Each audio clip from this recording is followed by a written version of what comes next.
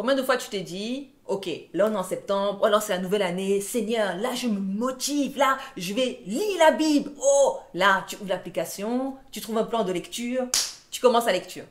Problème, au bout un mois et demi, hop, tu t'effondres. Tu arrêtes de lire complètement et tu décroches. Et ça t'est arrivé combien de fois? Je pense que l'une des raisons pour lesquelles ça t'arrive, c'est que tu n'as pas compris pourquoi tu dois lire la Bible. Hein? Pourquoi lire la Bible? Est-ce que c'est encore intéressant aujourd'hui? Bon, je dis ça, mais en fait, je sais qu'il y en a, eux, ça les intéresse même pas de lire. Mais c'est très grave, parce que si tu es chrétien et que tu lis pas la Bible, tu vas aller en enfer. Non, c'est faux. C'est faux. Hein. C'est faux. C'est complètement faux. Ce que je veux dire, c'est dommage. C'est dommage parce que quand tu ne lis pas la Bible, tu passes à côté de tellement de choses. Alors, je te rassure, moi, voilà, il y a des années, je disais tout le temps à Dieu, ok Seigneur, non mais là, je vais lire la Bible, là, oh ouais, non Seigneur, je te promets que... Il y a même des fois, quand j'étais plus jeune, je disais, bon Seigneur, si tu fais ça pour moi, alors je te promets que je vais lire la Bible tous les jours. Parce que je me disais, ah, ça fait plaisir à Dieu que je lise la Bible tous les jours, donc voilà, hein, tu fais des petits pactes comme ça avec le Seigneur, d'autres choses. Bon, j'ai pas tenu ma parole. Le Seigneur m'a pardonné, gloire à Dieu. Mais aujourd'hui, il s'avère que j'aime énormément lire la Bible. La Bible, c'est comme une nourriture et tout pour moi. Et ça me booste de fou et j'arrive à lire tous les jours. Alors, est-ce que l'objectif, c'est de lire la Bible tous les jours? Écoute-moi bien. L'objectif, c'est de connaître Jésus-Christ. Alors, raison numéro 1, pourquoi lire la Bible? Et ça explose, ça dépasse toutes les autres raisons pour connaître Jésus-Christ. Pourquoi lire la Bible? Parce que la Bible parle de Dieu, d'accord? Au commencement, dans Genèse, nous voyons au commencement, Dieu créa les cieux et la terre. Donc, première personne dont on nous parle, c'est Dieu. Et à la fin, dans Apocalypse, on nous parle de l'agneau, l'alpha, l'oméga, de Jésus-Christ qui revient bientôt, enfin voilà, du règne de Jésus-Christ avec son Église. Donc, toute la Bible, c'est l'histoire de Jésus-Christ. Hein? D'ailleurs, Jésus va nous dire... toutes les Écritures parlent de moi. D'accord? Donc, quand tu lis la Bible, en fait, c'est pour apprendre plus sur Jésus. Et c'est génial parce que Jésus, c'est celui qui te permet d'aller au ciel. Jésus, c'est le Fils de Dieu. Jésus, c'est celui qui est venu mourir sur la terre pour toi. Mais Jésus, ça... Ah! Si tu le veux... Jésus peut être, c'est vrai, ton sauveur, Jésus peut être ton Seigneur, mais Jésus peut être ton meilleur ami. Si tu le veux, Jésus peut être ton confident, celui à qui tu te confies. En fait, tu vas découvrir sa personnalité, tu vas découvrir sa façon de penser et ça va bouleverser toute ta vie. Et c'est, enfin, pour moi, on peut arrêter la vidéo là en fait. On peut arrêter là. C'est, voilà, lire la Bible, c'est pour connaître Jésus, pour connaître son cœur. Et alors qu'on soit d'accord, enfin, tout de suite là, je pense qu'il y a plusieurs personnes qui connaissent la Bible, qui peuvent citer la Bible et en fait, ils ne connaissent pas Jésus. Ils passent à côté de Jésus. D'ailleurs, c'est le cas des pharisiens parce que Jésus dit aux pharisiens, voilà, enfin, qu'ils sont en train d'étudier les Écritures. Donc, les Écritures à l'époque, on parle de tous les livres entre Genèse et Malachie. Donc, vous étudiez les Écritures, mais en fait, parce que vous pensez que la vie est dans les Écritures. Mais non, les Écritures parlent de moi. Donc, Jésus est la vie, mais on parle de Jésus dans la Bible. Si tu lis la Bible en cherchant Jésus, tu découvres la vie. Donc pour toi qui n'es pas chrétien, c'est génial, voilà, tu découvres la vie. Pour toi qui es chrétien, c'est magnifique, c'est exceptionnel parce que cet amour que tu as eu, voilà, au premier jour, tu l'entretiens en lisant la Bible. Tu l'entretiens en admirant Jésus. Dans Apocalypse, quand on parle de Jésus et on dit, voilà, il a des flammes dans les yeux, enfin voilà, il a une épée aiguë à double tranchant, qu'il est l'alpha, l'oméga, tu te dis, waouh, il est incroyable, il a la classe, il est génial, il règne sur tout, il a autorité sur toutes choses.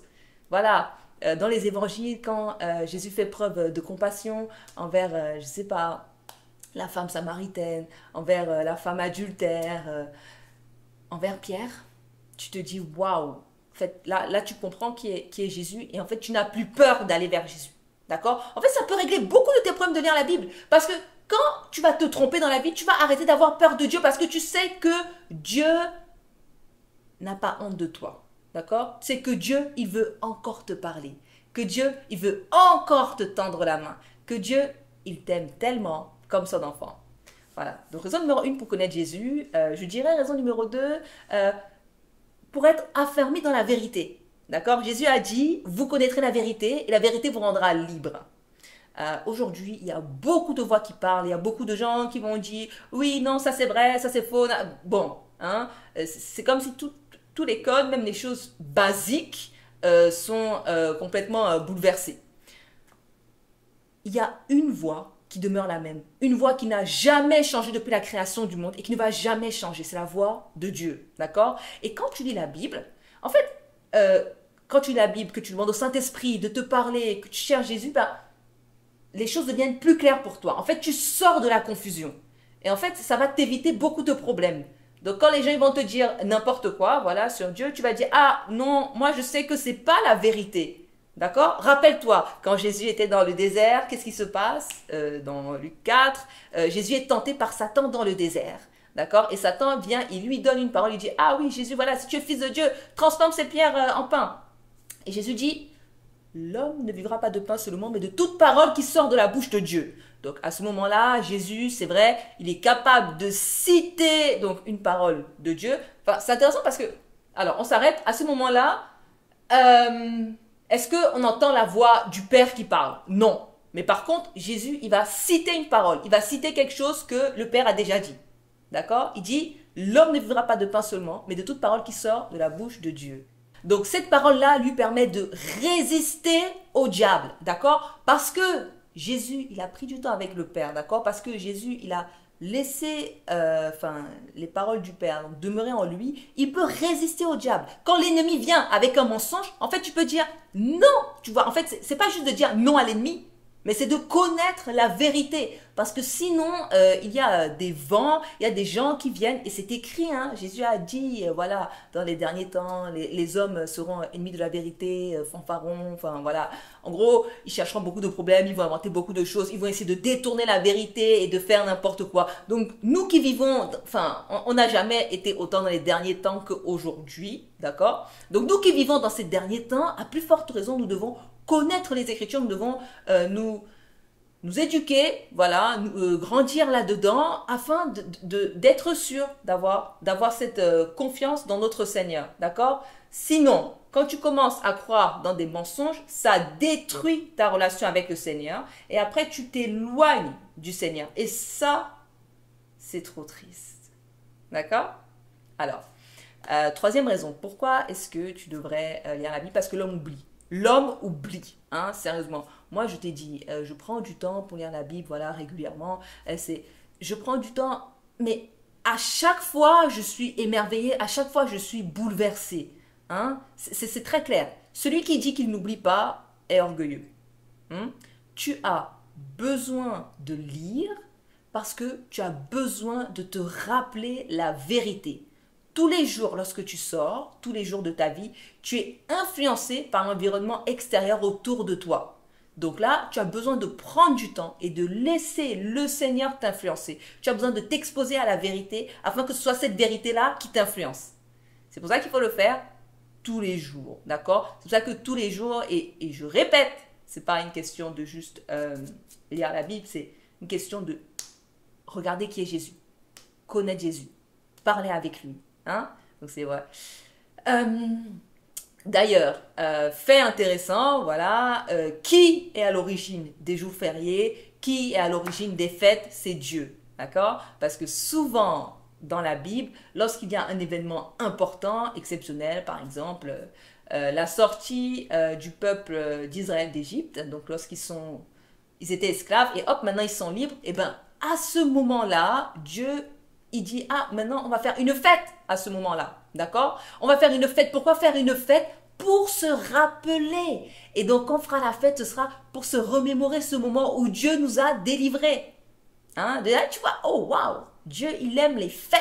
Hein? Dieu, c'est pas un Dieu malheureux, parce que je sais qu'il y a des gens ici dehors qui sont là, ah, Dieu, voilà, ils sont très... Non, non, non. Hein, Dieu, il aime les fêtes. C'est lui qui instaure les fêtes, c'est lui qui instaure le repos, les jours fériés, oh, les gens ici dehors, ils aiment les jours fériés, n'est-ce pas? Donc, ils ont gardé les jours fériés, mais ils retirent Jésus. Est-ce que...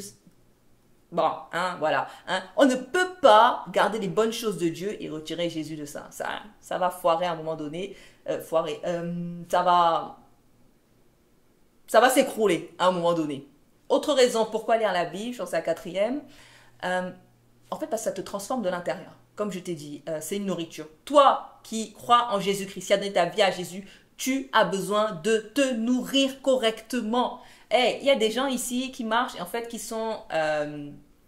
n'ont que la peau sur les os, spirituellement parlant en fait, parce que vous ne vous nourrissez pas correctement. Et c'est tellement dommage. Il y a tellement de choses qui sont difficiles pour toi. Tu veux aimer les autres, tu veux aimer ton prochain, tu veux changer le monde, bouleverser le monde, mais tu ne prends pas du temps avec le Seigneur. D'accord? C'est tellement dommage. Je rappelle, Jésus a dit, comment est-ce qu'on peut résumer la loi? La loi se résume dans cette parole, ces 2 commandements. Tu aimeras Dieu de tout ton cœur, de ton âme, de toute ta force, et tu aimeras ton prochain comme toi-même. D'accord? Aime Dieu. D'accord? Aime Dieu. Prends du temps. D'accord? Prends du temps. Apprends à le connaître. Laisse-toi bouleverser par lui. Et c'est lui qui te donne la force d'aimer ton prochain. Oh, je sais, il y a des gens qui vont me dire, oui, mais il y a les gens, Sarah, ici dehors, qui sont tout le temps en train de lire la Bible, qui, ils prient, ils font ci, ils font ça, mais ils sont méchants vers leur prochain. Bon, est-ce qu'ils ont lu le même livre que moi? Parce que quand moi je vais lire le livre là, hein, c'est écrit que si tu crois en Dieu, mais que tu es mauvais envers ton prochain, Dieu voit, hein, et il va intervenir. Et que Dieu juge chacun de nous en fonction de ses actes. Moi, je ne sais pas quel livre ils ont lu, tu vois, et c'est pas grave en fait. Tu ne devrais pas commencer à dire, oui, mais il y a les gens, il y a les gens, il y a les gens. Et à la fin, on va tous se retrouver en face de Dieu, hein, à la fin. Voilà, moi je crois qu'il y a un jugement dernier. Et à la fin, on va se retrouver en face de Dieu. Et maintenant, Dieu, il va nous juger. Chacun de nous. Tu ne seras pas avec ton frère, ta soeur, avec tel. Non, non, non. Donc maintenant, c'est pour toi que je dis ça. Hein. Toi, tu as besoin de te nourrir. Toi, tu as besoin d'être transformé de l'intérieur. D'accord? Et tu as besoin d'être renouvelé dans ton intelligence. On lit la Bible parce que c'est utile pour nous corriger. C'est utile pour... Tu vois ce que les gens avant toi, donc avant toi, il y a eu des gens qui ont cru en Jésus. Tu vois un peu ce qu'ils ont vécu, tu vois leurs erreurs, tu vois comment est-ce que Dieu a réagi. Tu dis, ça peut t'instruire, ça peut t'apprendre des choses. Tu peux te dire, ok, je ne dois pas tomber dans les mêmes erreurs. Ok, je me rends compte de quelque chose. Je me rends compte de quoi? Attends, David, l'homme selon le cœur de Dieu, il est tombé. Qu'est-ce qu'il a fait tomber? Comment je dirais ça? Certains diraient une femme l'a fait tomber. Je me garderais de dire ça. Je dirais la convoitise. Voilà, la convoitise l'a fait tomber. La convoitise a fait tomber, l'impudicité l'a fait tomber. Ok, Samson, l'homme le plus fort, qu'est-ce qu'il a fait tomber? Dalila. Donc c'est la convoitise. Donc Samson, il était extrêmement fort et toute sa force était dans ses cheveux. Il avait 7 tresses. Ah, d'ailleurs, tout d'un coup, tu te rends compte, attends, il avait 7 tresses. Donc il y a des hommes dans la Bible qui avaient des longs cheveux et qui avaient des tresses. Bon, peut-être tu ne savais pas ça. Donc il avait 7 tresses. Et à partir du moment où tu coupais ses cheveux, parce qu'il était consacré à l'Éternel, quand tu coupes ses cheveux, il n'a plus de force. Et donc en fait, il était avec une femme étrangère, une femme du pays des Philistins. Donc en fait, une femme qui était avec les ennemis, d'accord? Il est tombé amoureux d'elle, il est resté avec elle. Et au final, elle, à force de séduction et tout, c'est une histoire très intéressante, elle a réussi à avoir son secret. Et en fait, elle l'a vendu, enfin, elle l'a trahi et tout au roi philistin. Et les rois philistins, au final, sont venus, hop, elle a coupé ses cheveux. Les rois philistins sont venus et ils ont pris Samson, ils lui ont crevé les yeux, ils l'ont mis en prison, enfin, ouais. Donc, l'homme selon le cœur de Dieu, la convoitise et tout, il a trahi Dieu, David. David a trahi Dieu, il a même fait tuer un homme, voilà, qui était marié à une jolie femme, et il a pris sa femme, ok. Samson a trahi, a trahi aussi Dieu, enfin, il s'est carrément fait avoir au final, et pour sa perte, hein, il a eu les yeux crevés, bref, il est mort, c'est une histoire très triste. En fait, tu vois, il y a plusieurs personnes comme ça dans la Bible qu'on voit, en fait, la convoitise est fait tomber. Dans Proverbe, on te dit, fuis ça, fuis le chemin des méchants, mais on te prévient particulièrement, fuis la convoitise. Et c'est des choses, tu peux apprendre de ça, hein? Tu peux te dire, ne crois pas que tu es trop fort, que ça peut jamais me toucher. Non, non, non, non, non, non, non, non, tu vois. Mais tu peux dire, ok, bon, je dois me garder de ça, je dois faire attention, et tu pries, hein? Bref. Et maintenant, je dirais, pourquoi lire la Bible? En fait, pour expérimenter Dieu. D'accord? Tu expérimentes le Seigneur. Je t'assure, en fait, à partir du moment où tu lis la Bible avec le Saint-Esprit, tu vois, tu dis, Seigneur, ouvre mes yeux, ouvre ma compréhension afin que je comprenne les Écritures. Donc, c'est intéressant parce que regarde, Jésus, lorsqu'il a parlé, enfin, il y a plusieurs moments, mais Jésus, une fois qu'il est mort, qu'il est ressuscité et qu'il parle aux disciples, donc voilà, il y a deux disciples qui étaient en train d'aller à Emmaüs, c'est une histoire. Donc ils étaient en train d'aller à Emmaüs et donc Jésus vient et il leur parle. Et en fait, il leur explique des choses. Et il y a plein de choses en fait que ces disciples ne comprenaient pas. Et c'est écrit que Jésus leur a ouvert l'intelligence afin qu'ils comprennent les Écritures.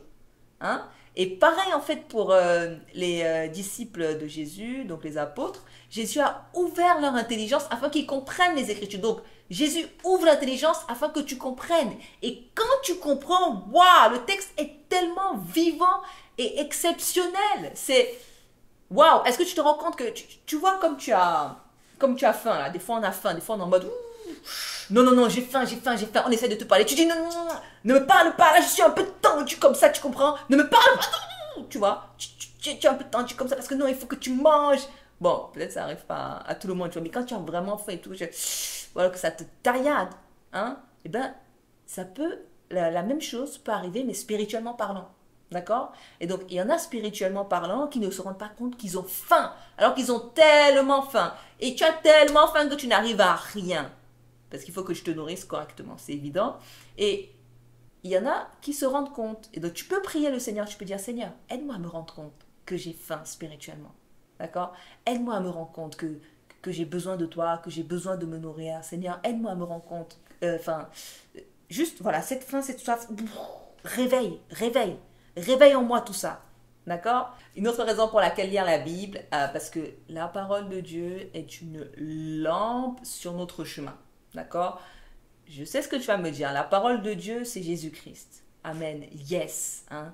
Mais donc, Dieu, il a fait son maximum pour que toutes ces paroles-là puissent être conservées jusqu'à aujourd'hui.